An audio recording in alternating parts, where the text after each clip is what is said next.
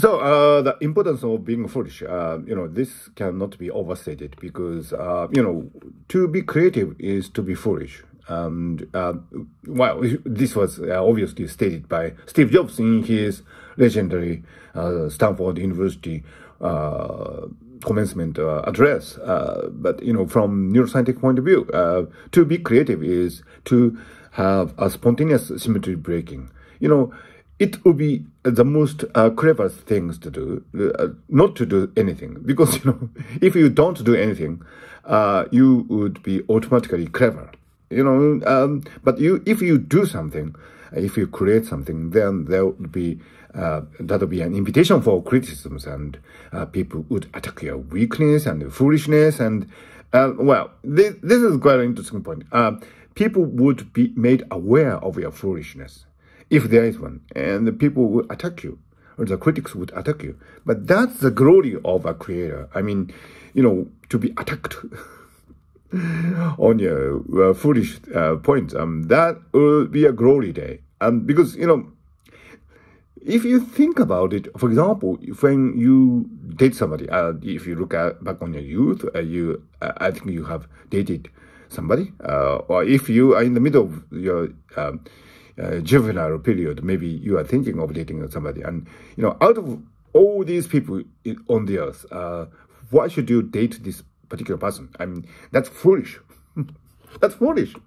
So there's something of a fool when you initiate something from dating a person or creating something. So being foolish, the audacity of being foolish, is the key to creativity. By the way, I usually use my, doll bought in Thailand, but since I am away, I can't have that doll, so I made a drawing of myself. This is foolish, isn't it? I mean, so I think, if you look back on history and look at a lot of creators and inventors and, really, every kind of geniuses, you would find that every one of them was a fool in some sense, because, for example, Albert Einstein was a foolish guy. I mean, he traveled around Europe without a passport after dropping out of gymnasium. Is this considered to be a clever thing to do or a foolish thing to do? Steve Jobs, he tried to make a computer in his garage.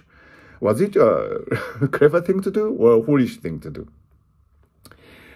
Dostoevsky, he was running out of money, so he recited the entire Crime and Punishment to his girlfriend at the time, and he wanted to make a quick cash.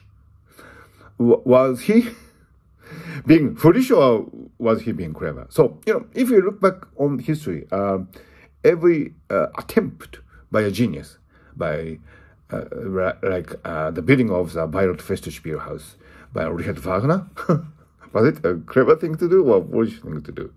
Every act of genius is a foolish thing. So the audacity of being foolish should not be forgotten. So with that message, I close my video today, and please do subscribe to this channel.